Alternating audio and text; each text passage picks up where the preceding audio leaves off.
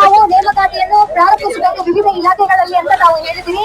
ಹಾಗೂ ವಯೋಮಿತಿಯನ್ನು ಹೆಚ್ಚಿಸುವುದು ಕುರಿತಂತೂ ಕೂಡ ನಾವು ಇವತ್ತು ಮನವಿಯನ್ನು ಕೊಟ್ಟಿದ್ದೀರಿ. ಅದರಲ್ಲಿ KS ಮತ್ತೆ PSI ಸೇರಿದಂತೆ ವಿವಿಧ ಇಲಾಖೆಗಳನ್ನು ಒಳಗೊಂಡಂತೆ ನೇಮಕಾತಿ ಪ್ರಕ್ರಿಯೆಯನ್ನು ಪ್ರಾರಂಭಗೊಳಿಸಬೇಕು ಅಂತಲೂ ಕೂಡ ತಮ್ಮ ಎಲ್ಲಾ ಮನವಿಗಳನ್ನು ಲಿಖಿತವಾಗಿ ಕೊಟ್ಟಿದ್ದೀರಿ. ಹಾಗೂ ಇಲ್ಲಿ ವಿವಿಧ ಕ್ಯಾಟಗರಿಗೆ ಕೂಡ ನಾವು ವಯಸ್ಸನ್ನು ಹೆಚ್ಚಿಗೆ ಮಾಡಬೇಕಂತಲೂ ನಮ್ಮ ಇವರು ವಿದ್ಯಾರ್ಥಿ ಒಬ್ಬರು ತೋರಿಸಿದ್ದಾರೆ. ಅದನ್ನು ಕೂಡ ಇದರಲ್ಲಿ ಕೊಟ್ಟಿದ್ದಾರೆ. ಇದನ್ನೆಲ್ಲ ಎಲ್ಲರೂ ಕೂಡ ಇವತ್ತು ನಾವು ಖಂಡಿತಾಗಿ ಇದನ್ನು ಕೂಲಂಕುಷವಾಗಿ ಪರಿಶೀಲಿಸಿ ಸರ್ಕಾರಕ್ಕೆ ತಾವು ಏನು ಮನವಿ ಮಾಡಿದಿರಿ ಇದನ್ನು ಖಂಡಿತಾಗಿ ಸರ್ಕಾರಕ್ಕೆ ತಮ್ಮ ಏನು ಇವತ್ತು ಮನಸ್ಥಿತಿ ಇದೆ, ತಮ್ಮ ಏನು ಮನವಿ ಇದೆ ಅದನ್ನು ಸರ್ಕಾರಕ್ಕೆ ಕೊಂಡೊಯ್ಯುವ ಕೆಲಸವನ್ನು ಜಿಲ್ಲಾಡಳಿತ ವತಿಯಿಂದ ನಾವು ಮಾಡ್ತೀವಿ ಅಂತ ಈ ಒಂದು ಸಂದರ್ಭದಲ್ಲಿ ತಮ್ಮ ಎಲ್ಲರಿಗೂ ಕೂಡ ನಾನು ಹೇಳ್ತೀನಿ.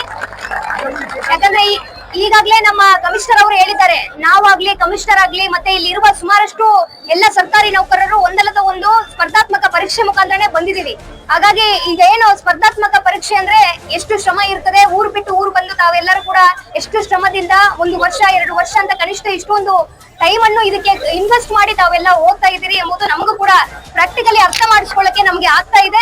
ಹಾಗಾಗಿ ತಮ್ಮ ಏನು ಇವತ್ತು ಮನವಿ ಇದೆ, ತಾವೆಲ್ಲರೂ ಕೂಡ ತಮ್ಮ ಏನ್ ಬೇಡಿಕೆಗಳಿದೆ ಅದನ್ನು ಖಂಡಿತಾಗಿ ಸರ್ಕಾರಕ್ಕೆ ಮುಟ್ಟುವಂತ ವ್ಯವಸ್ಥೆ ನಾವು ಮಾಡ್ತೀವಿ ಅಂತ ಈ ಒಂದು ಸಂದರ್ಭದಲ್ಲಿ ತಮ್ಮ ಎಲ್ಲರಿಗೂ ಕೂಡ ನಾನು ಹೇಳ್ಕೊಳ್ತಾ ಇದ್ದೀನಿ. ನಾವು ಸಮಾಧಾನವಾಗಿ ಇಲ್ಲಿ ಇರ್ಬೇಕು, ತಾವೆಲ್ಲರೂ ಕೂಡ ಸಮಾಧಾನವಾಗಿ ತಮ್ಮ ಬೇಡಿಕೆಯನ್ನು ಹೇಳಬೇಕು. ಯಾರು ಕೂಡ ಏನು ಈ ಒಂದು ಬಂದಿರುವ ಉದ್ದೇಶದ ವಿಷಯದ ಬಗ್ಗೆ ಎಲ್ಲರೂ ಗಮನ ಹರಿಸಬೇಕೇ ವಿನ ಬೇರೆ ವಿಷಯಗಳ ಬಗ್ಗೆ ಇಲ್ಲಿ ಮಾತಾಡೋದು ಬೇಡ ಅಂತ ನಾನು ಕೇಳ್ಕೊತೀನಿ. ಸೊ ಇದಕ್ಕೆ ಏನ್ ತಾವೆಲ್ಲರೂ ಒಗ್ಗಟ್ಟಾಗಿ ಬಂದಿದ್ದೀರಿ. ಆಮೇಲೆ ಈ ಒಂದು ತಾವೆಲ್ಲರೂ ಕೂಡ ಇವತ್ತು ಹೋರ್ಡಿಂಗ್ಸ್ ಅನ್ನು ತೋರಿಸ್ತಾ ಇದೀವಿ, ನಾವೇನೋ ಆತ್ಮಹತ್ಯೆ ಮಾಡ್ಕೋತೀವಿ ಹಂಗೆ ಅಂತ ದಯಮಾಡಿ ನಾನು ಬೇಡ್ಕೊಳ್ತಾ ಇರೋ ತಾವೆಲ್ಲ ಯಂಗ್ಸ್ಟರ್ಸ್ ಇದ್ರಿ, ಇಂಥ ಪದಗಳನ್ನು ಉಪಯೋಗ ಮಾಡಬಾರ್ದು. ಇದು ಒಂದು ದಾರಿನೇ ಅಲ್ಲ, ಬದುಕೋದಕ್ಕೆ 100 ದಾರಿ ಇದಾವೆ. ನಾವು ದಾರಿದ ಬಗ್ಗೆನೇ ನಾವು ಯೋಚನೆ ಮಾಡಬೇಕು. ಯಾವಾಗ್ಲೂ ಜೀವ ಕಳ್ಕೊಳ್ಳೋದ್ರ ಬಗ್ಗೆ ನಮ್ಮ ಚಿಂತನೆನೇ ನಮ್ಗೆ ಬರಬಾರ್ದು. ಹಾಗಾಗಿ ಇದನ್ನ ಬಿಟ್ಟು ನಾವು ತಮ್ಮ ಲೀಡರ್ಸ್ ಗಳೆಲ್ಲ ಹೇಳಿದ್ದಾರೆ, ಸತತವಾಗಿ ಇಷ್ಟೊಂದು ವರ್ಷದಿಂದ ಹೋರಾಟ ಮಾಡ್ಕೊಂತೀರಿ. ಇದನ್ನು ಖಂಡಿತಾಗಿ ಸರ್ಕಾರಕ್ಕೆ ತಮ್ಮ ಏನು ಮನವಿ ಇದೆ, ತಮ್ಮ ನೋವಿದೆ, ತಮ್ಮ ಆತಂಕ ಇದೆ, ಇದನ್ನು ನಾವು ಸರ್ಕಾರಕ್ಕೆ ಮನವರಿಕೆ ಮಾಡೋದು, ಒತ್ತಾಯ ಮಾಡುವ ಕೆಲಸ ಜಿಲ್ಲಾಡಳಿತದಿಂದ ನಾವು ಮಾಡ್ತೀವಿ. ಆಮೇಲೆ ನಮ್ಮ ಜಿಲ್ಲಾ ಉಸ್ತುವಾರಿ ಸಚಿವರು, ನಮ್ಮ ಈ ಭಾಗದ ಎಲ್ಲ ಶಾಸಕರು ಅವರಿಗೆ ಗಮನವನ್ನು ತಂದು ಖಂಡಿತಾಗಿ ಖುದ್ದಾಗಿ ಇದರ ಬಗ್ಗೆ ನಮ್ಮ ಸಚಿವರ ಮುಖಾಂತರ ಸರ್ಕಾರಕ್ಕೆ ಈ ವಿಷಯವನ್ನು ತಲುಪುವ ಕೆಲಸ ಕೂಡ ಖುದ್ದಾಗಿ ನಾನು ಮತ್ತೆ ನಮ್ಮ ಕಮಿಷನರು, ನಮ್ಮ ಜಿಲ್ಲಾಡಳಿತದಲ್ಲಿ ಇರುವ ಎಲ್ಲರೂ ಕೂಡ ನಾವು ಮಾಡ್ತೀವಿ. ಹಾಗಾಗಿ ಇವತ್ತು ತಾವು ಏನು ಬಂದಿದ್ದೀರಿ ಅದು ನಮಗೆ ಮನವರಿಕೆ ಆಗಿದೆ, ಇದನ್ನು ಸರ್ಕಾರಕ್ಕೆ ತಲುಪಿಸ್ತೀವಿ ಅಂತ ಮಾತನ್ನು ತಮ್ಮ ಎಲ್ಲರಿಗೂ ಹೇಳಕ್ಕೆ ಇಷ್ಟಪಡ್ತೀನಿ. ಮತ್ತೆ ಇಷ್ಟು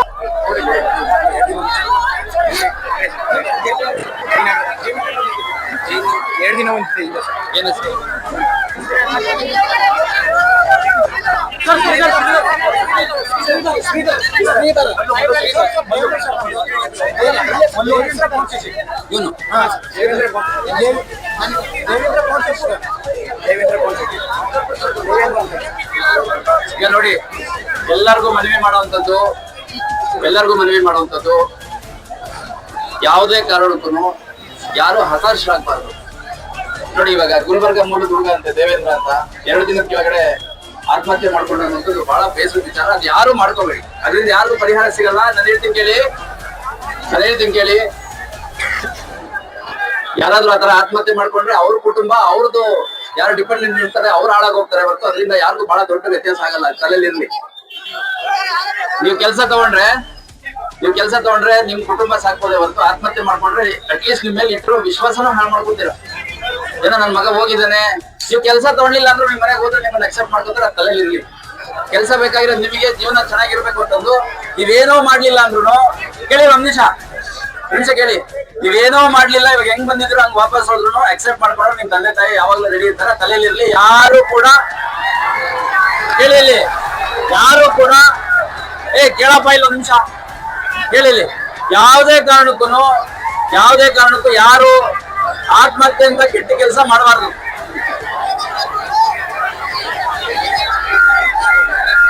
ಹೇಳಿ,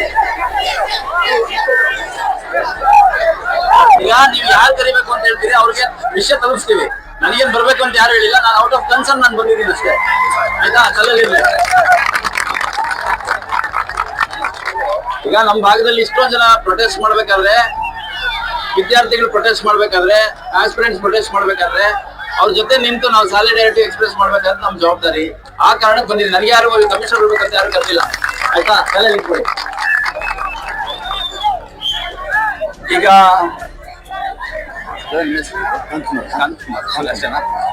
ಕಾಂತ್ ಕುಮಾರ್ ಅವರು ನಿಮಿಷ ಕೇಳಿ ಬ್ರದರ್.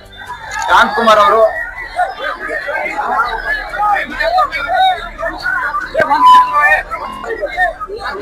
ಒಂದ್ ಕಡೆ ಇಡು, ಆ ಕಡೆ ಆಗ್ತಿರುತ್ತೆ. ಯಾರಿಗೆ ಕೇಳಿಸಿಲ್ಲ ಅವ್ರಿಗೆ ಕೇಳಿಸ್ತೀವಿ.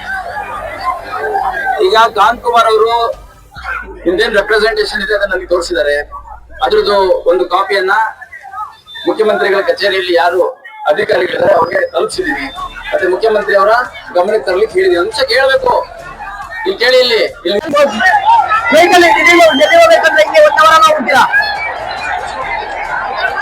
ಆದ್ರೆ ಮಾನ್ಯ ಮುಖ್ಯಮಂತ್ರಿಗಳು ನೀನು ಬರಬೇಕು.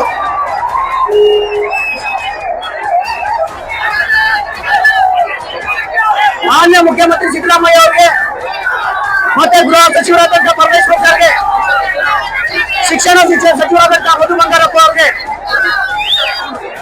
ನಾನು ಕೇಳಿಕೊಳ್ಳಲು ನಮ್ಮ ಹೋರಾಟ ನ್ಯಾಯಯುತವಾಗಿದೆ. ನಮ್ಮ ಬೇಡಿಕೆ ಈಡೇರಿಸುವವರೆಗೂ ನಮ್ಮ ಪ್ರತಿಭಟನೆ ಯಾವುದೇ ಕಾರಣಕ್ಕೂ ನಿಲ್ಲಿಸಲ್ಲ.